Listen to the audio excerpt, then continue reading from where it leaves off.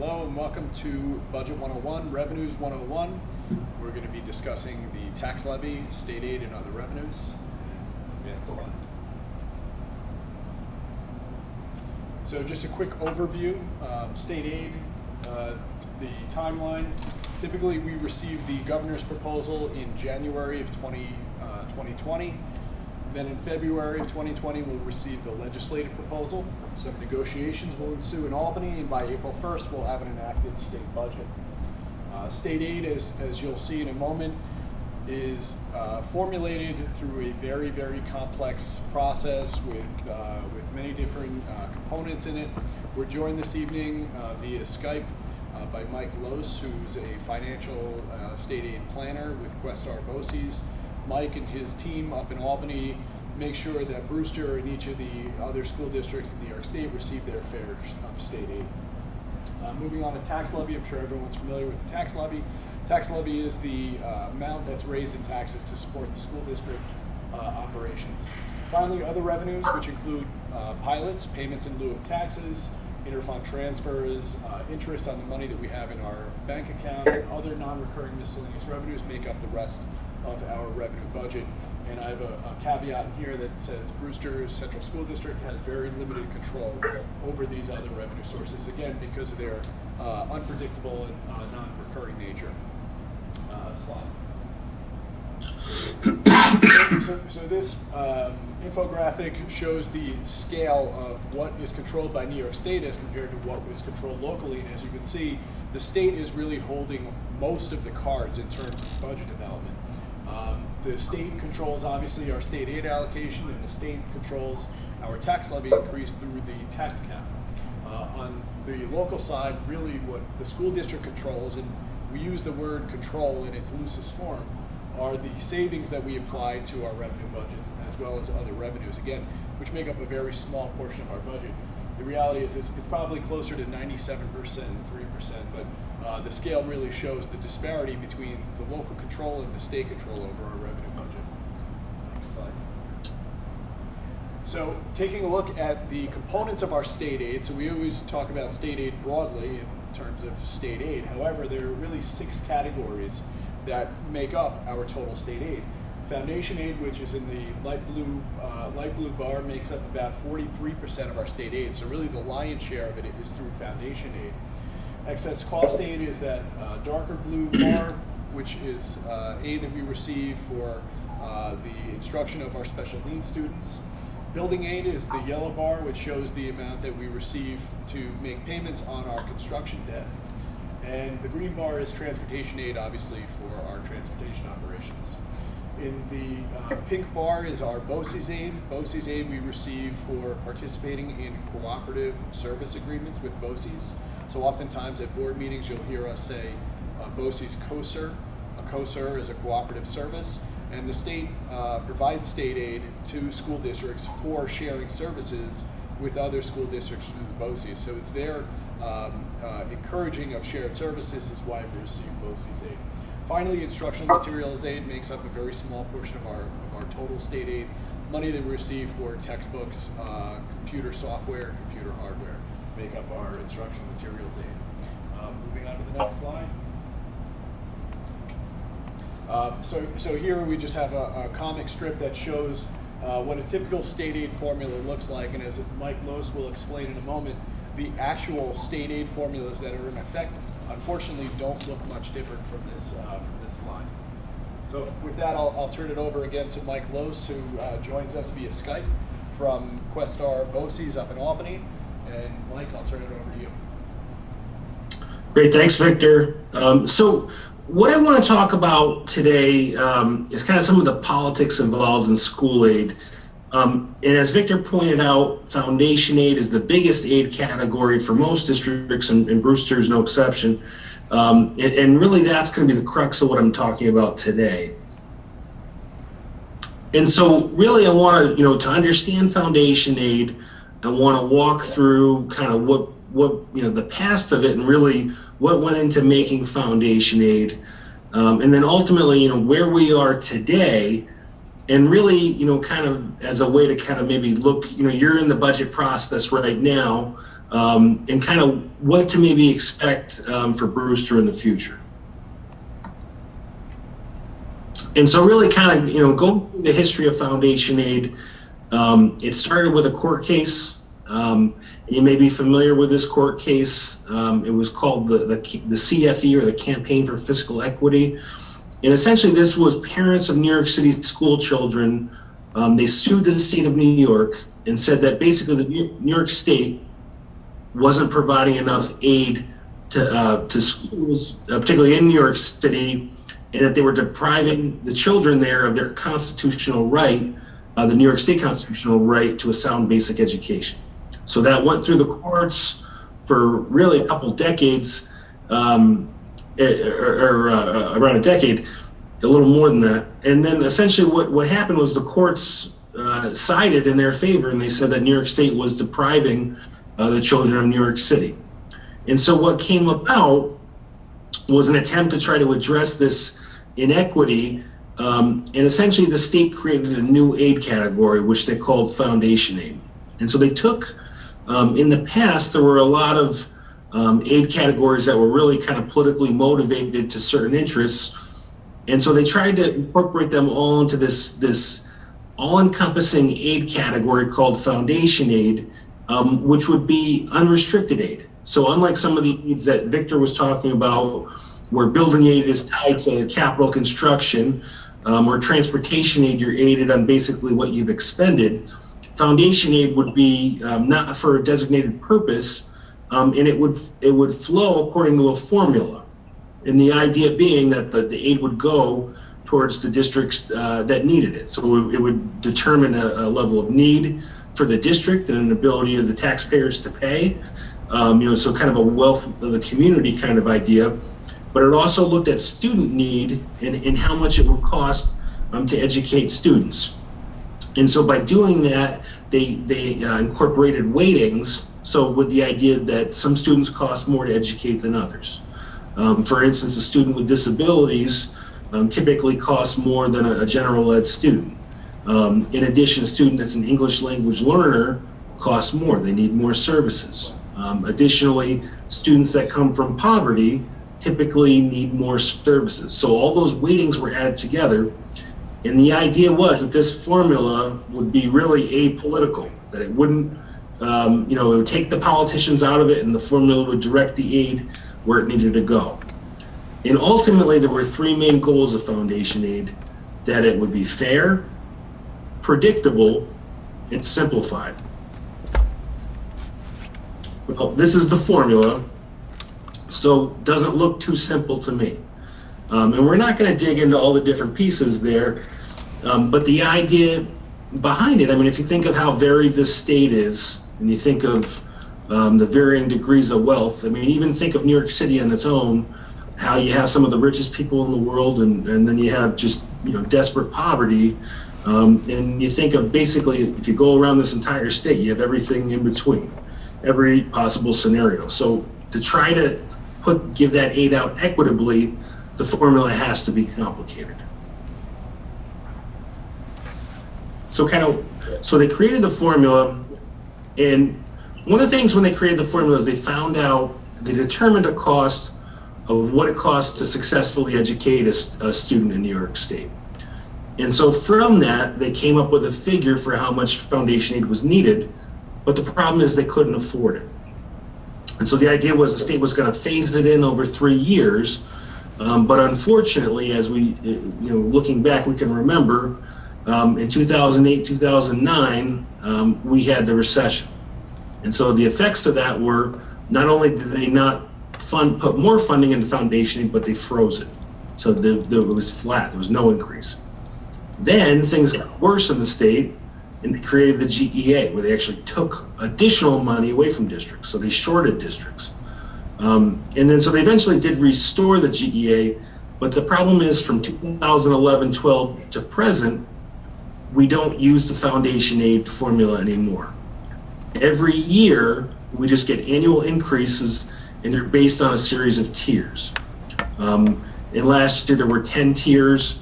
And so largely what's happened here is that those increases, when the foundation aid wasn't supposed to be a political formula, it was supposed to just be a formula that directed the aid where it needed to go. But essentially what we've created is a very political process. And so it's deviated pretty significantly from what the foundation aid was supposed to be.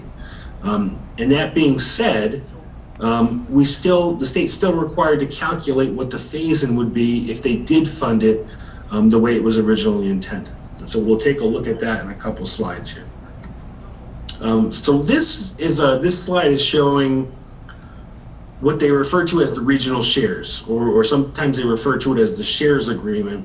And essentially, if you think of the budget process in New York State, it's termed 3 men in a room: the governor, the assembly speaker, and the the Senate majority leader. So essentially, you've got those 3 people, and it's always been referred to as 3 men in a room. The Senate now has a female leader, so that's the first time it's not 3 men in a room, but it's still 3 people in a room. And so basically what's been acceptable is to essentially divide the pot of money up into different regions. And so this is kind of what's been acceptable. And largely these shares have been about the same, but what we have seen in recent years is that the New York City portion has started to creep up, whereas the rest of the state portion has started to creep down. So it's certainly, we have seen a little bit of change to how this has worked. So this one here, and if I'm blocking you here, if I can show this. This is showing New York State as a whole. So this is all the districts. It's actually zoomed in a little bit here to be able to demonstrate this. But the black line represents if foundation aid were working the way it was originally intended, every district would fall right on that black line.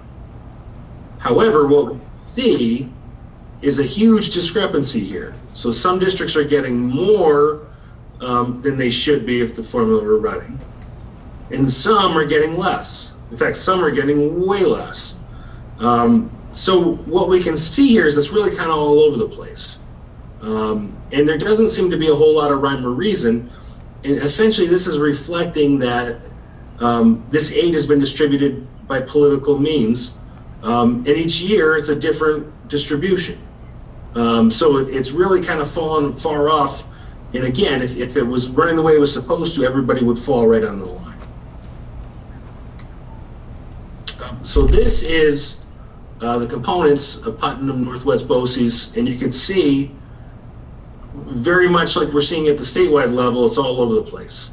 We see districts above, districts below, really no rhyme or reason. And if you go to any geographic area of the state, whether it's by county, by BOCES, they all kind of look like this. They're all over the place. So there's really not much rhyme or reason to be made out of it.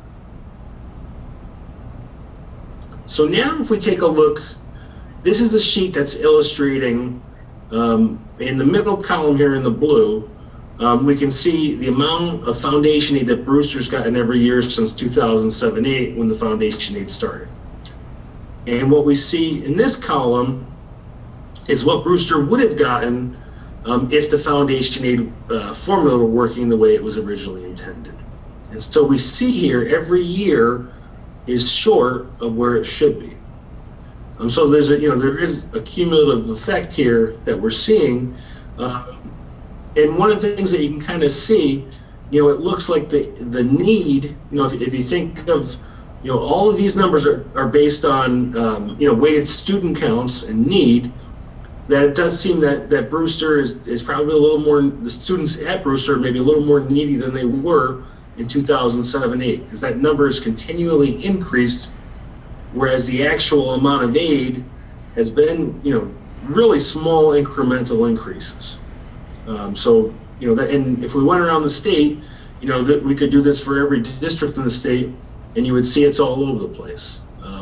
But certainly Brewster's not, really making out the way it should if the foundation aid were running the way it's supposed to.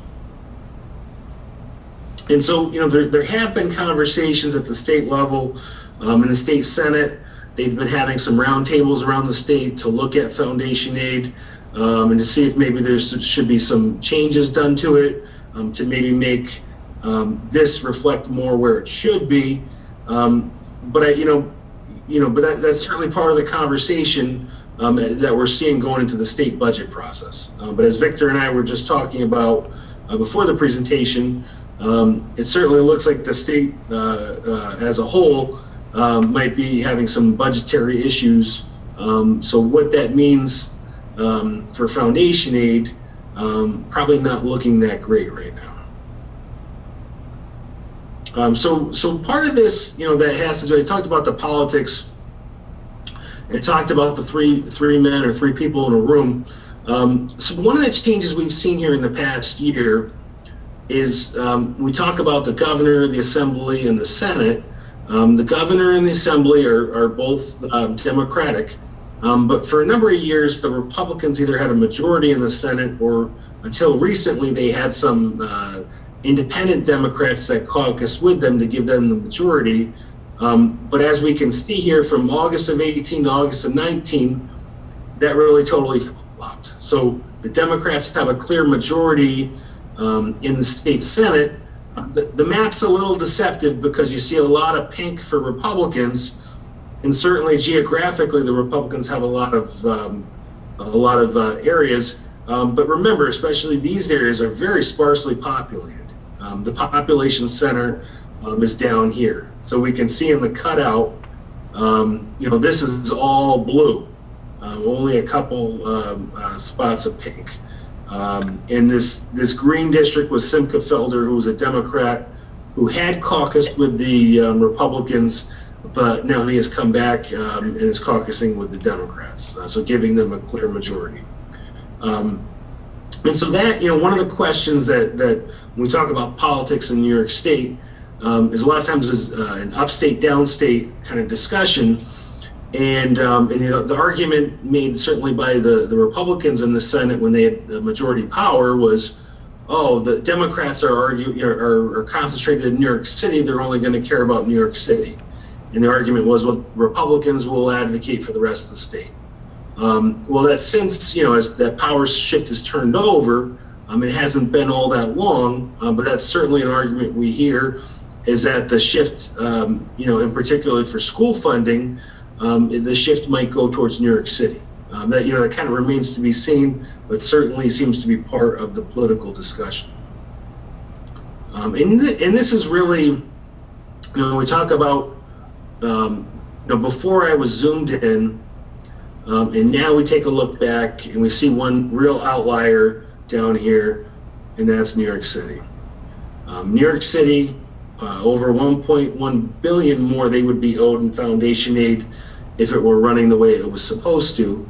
So if there is more of a New York City focus, as some have speculated, last year in 1920, the total foundation aid increase was only 618 million. So if we think of New York City at 1.1 billion, doesn't leave a whole lot or anything for the rest of the state. So it remains to be seen what's going to happen with foundation aid. But this is all kind of, trying to give some context to some of the politics that are potentially going on here. And as a whole, for everybody, now, let me just go back here to this one. In order to get everybody down here up to the line, without taking away anything from anybody up here, because that's largely, there's so many people up here, that's largely deemed, probably politically impossible to take back all the aid from these people. But to bring everybody up to here would be an additional $4 billion. So pretty significant money. And is it realistically going to happen? Probably not likely in the near term, but that's certainly what it would take to get everybody up there. So I'm going to hand it back over to Victor for the tax cap and the tax levy portion. Thank you, Mike. And again, we are so appreciative of the work that you do on behalf of Brewster Central School District and all the other school districts throughout the state. This information is invaluable for us and hopefully for our community as they tune in to watch this. So I hope that you're able to hear me in those compliments because I am standing a little bit further away, but I just wanted to face you while I do this part of the presentation. Good. I heard you, Victor. Thank you. Great. All right, thank you. So moving on to the tax cap and tax levy, which are two different things, and I'll explain that in a slide or two. So just historically, the tax cap came into play in 2011, and the first year that it was enacted was in the 12-13 fiscal year. Of course, the tax cap has a misnomer as a 2% tax cap, and I'll explain why that's a misnomer in another slide. And I just wanted to mention that in the 8 years of the tax cap era, Brewster's tax levy increase has been an average of just 2.2% each year. Slide.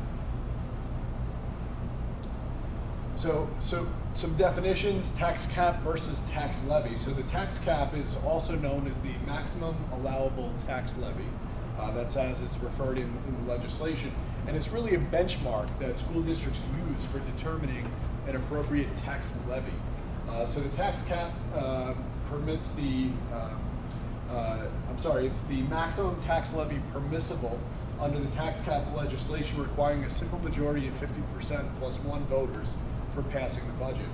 It's based on a formula prescribed by New York State. The formula is uniform. However, the factors that go into the formula for each school district are different, and because of that, every school district in New York State has its own unique tax cap figure. The tax levy is the actual sum of taxes to be raised by the district. It can be at the tax cap, it could be above the tax cap, or below the tax cap. If it's higher than the tax cap, then a 60% voter approval is required in order for the budget to pass. If it's at the tax cap, the same as or lower than, a simple majority of 50% plus one is required to approve the budget. Moving on to the next slide. It is not a 2% tax cap, so for the first several years, and even still, we hear it referred to as a 2% tax cap. You'll see it in the newspaper. It's simply not the case. 2% is just one of the factors in the formula, and since the tax cap came into play, it's actually only been used in the formula just 4 times. Every school district in New York has its own tax cap figure. So in this example, if districts A and B had tax caps of 1% and 5% respectively, and their boards of education adopted tax levies of 1% and 5% respectively, neither district would be considered going over the tax cap. And just to show the disparity between school districts throughout the state, again, as Mike mentioned with state aid, it's not defined to a geographic location or even a demographic similarity. Every school district has its own unique circumstances, and Brewster's no different than that. So in 1920, a school district in New York State had a tax cap increase of 131%. Contrast that with another school district that had a tax cap decrease of minus 25%. And my belief, and I haven't done a lot of research on these two schools, but my belief is that they are probably very little reliant on tax levy. They're probably high-need districts that have a lot of state aid to balance their budget, which is probably why the increases or decreases in the tax cap were so extreme in these two instances.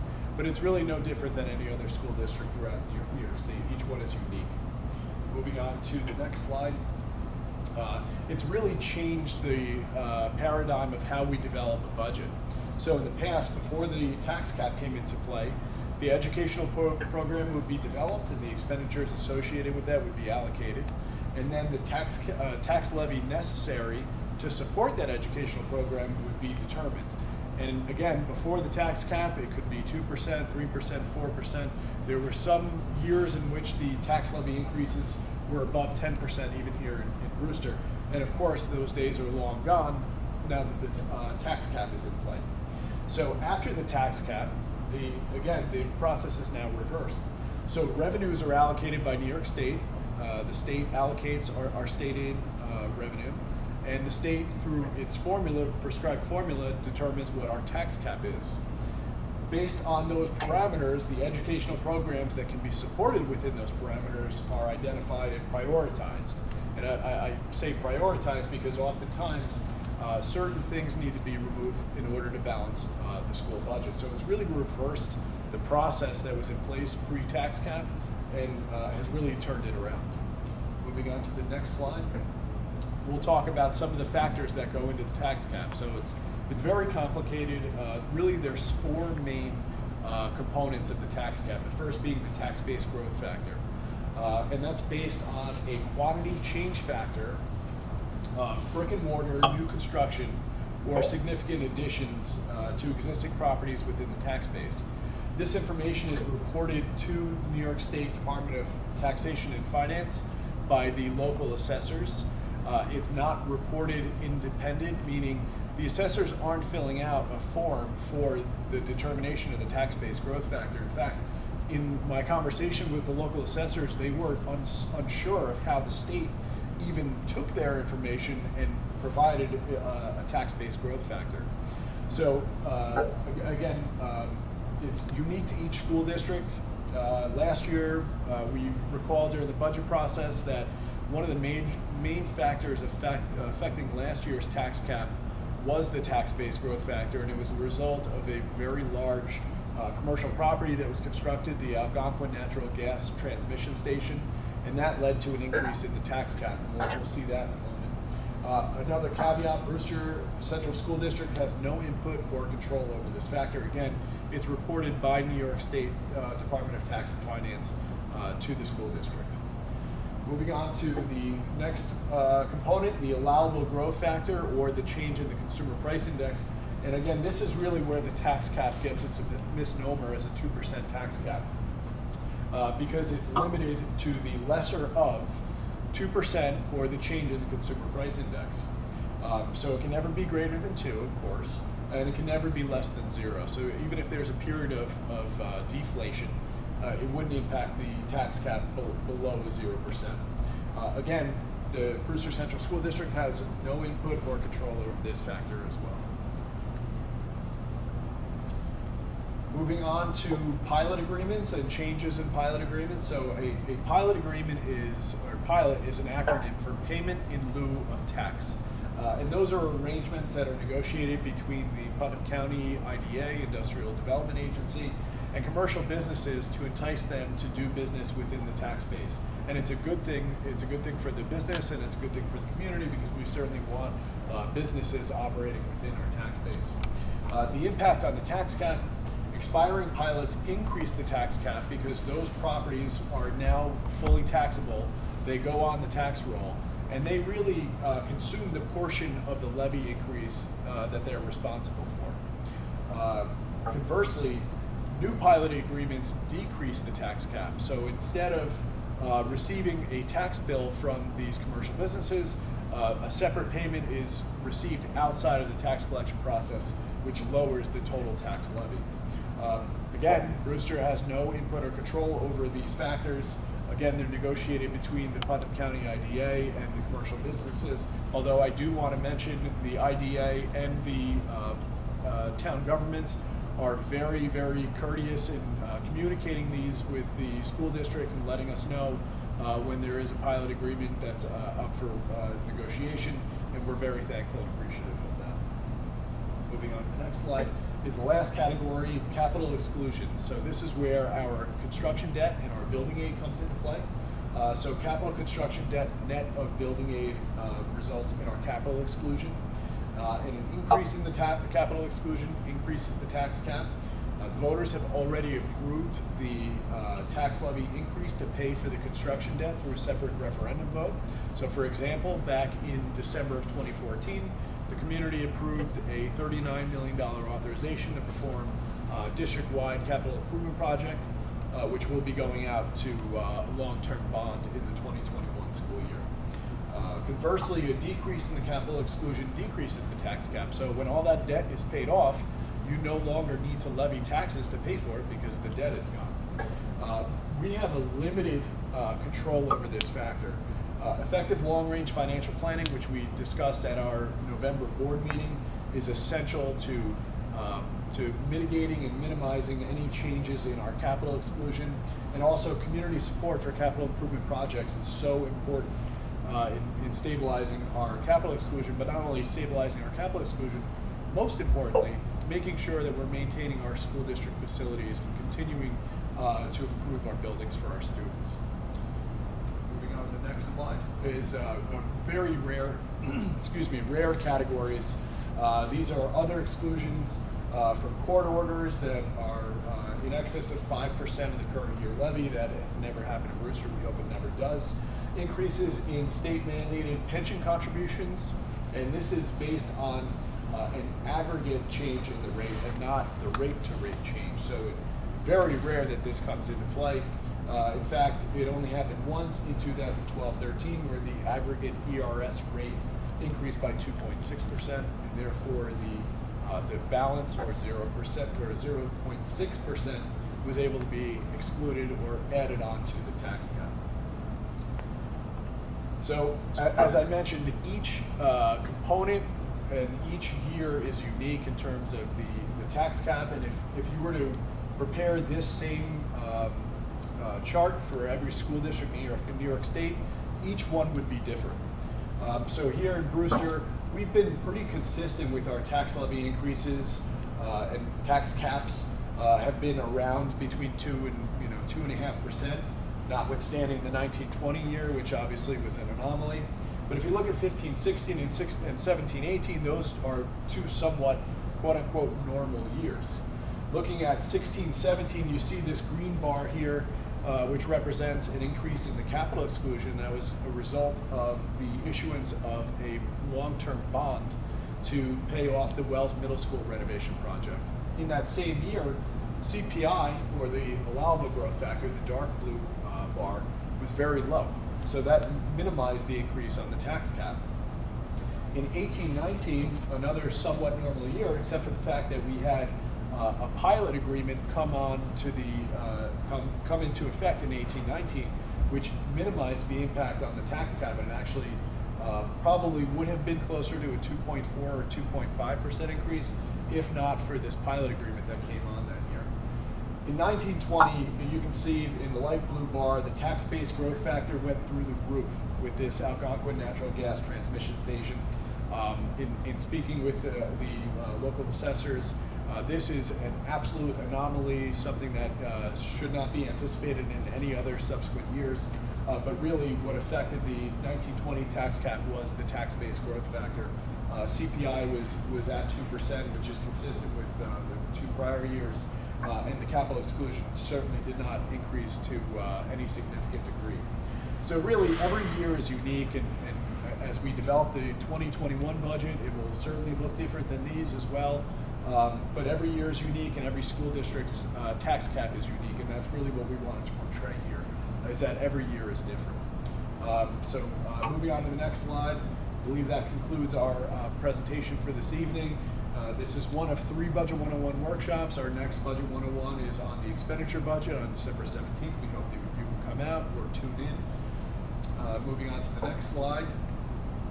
We have a budget advisory committee that we established, and this is our second year. We'll be meeting on the following dates. And our last slide shows all of our budget presentations for 2021.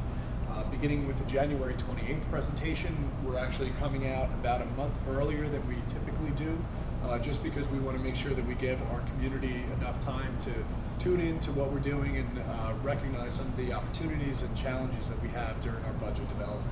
And of course, all importantly, on Tuesday, May 19th is the annual budget vote. So we thank you for tuning in this evening, and that concludes our presentation. We thank Mike Lowe's from Questar State Aid Planning for assisting us this evening, giving us such valuable information as it relates to the state aid budget and how it's constructed and the politics that play into it. So again, thank you, Mike. Sure.